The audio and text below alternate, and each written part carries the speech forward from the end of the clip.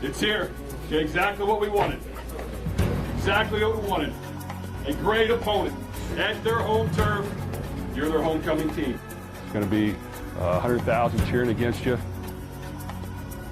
Couldn't ask for anything more. Get on your helmets and buckle up. We improve every week. We battle, we fight. There's a reason we win. I'm going to get everything I got. Everything I got. Believe in yourself and don't ever, ever underestimate what you can get done if you put your mind to it and believe in yourself.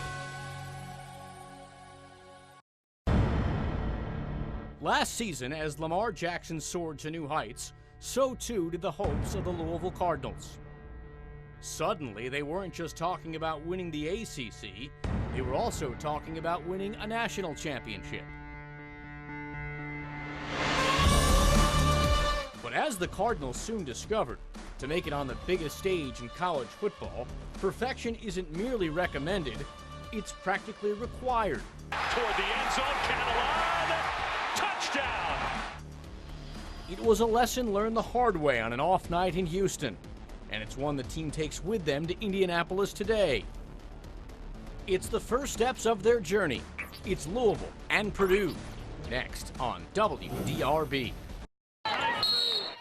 Linda Miles has never been afraid to make a career change. Life is about chapters, and it's where you're at in that chapter and how do you make the best out of it.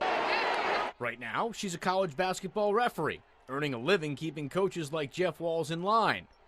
But not too long ago, she had a different job, and even a different name. They came up with the interesting, cool name of Shaniqua. Body slam. They would be Vince McMahon in the WWE. And yes, that is Linda, a former college basketball star trying to make her way in the world of professional wrestling. It was a challenge, meaning it was a shift. Lydia looking good. Oh. Those were the good old, I call them the good old grinding days. They are days that included a stop in Louisville to train at OVW, WWE's developmental territory at the time. It did not take very long for them to realize they had something special. Vince actually had in mind that he was going to put me in the ring with the men. But it never happened. After 3 years, Linda walked away from one dream job into another as a college basketball referee. They're two jobs that may seem about as different as night and day, but in reality, according to Linda, have plenty in common. Being in the WWE prepared me, but more so for being on a big stage. I mean, I went to Singapore and we were out in front of 30 and 40,000 people in these arenas. And so you learn to keep your composure. From wrestler to ref, quite the resume and quite the life. Mike Lacett, WDRB Sports. For 17-year-old Madison Williams, there isn't a better softball coach in the world than her father, Stan. A man that always gives his best to get her best. Sometimes he was calm, sometimes not so much. He would yell at all of us, probably me more than other people just because I'm his daughter. But this summer, Stan isn't yelling.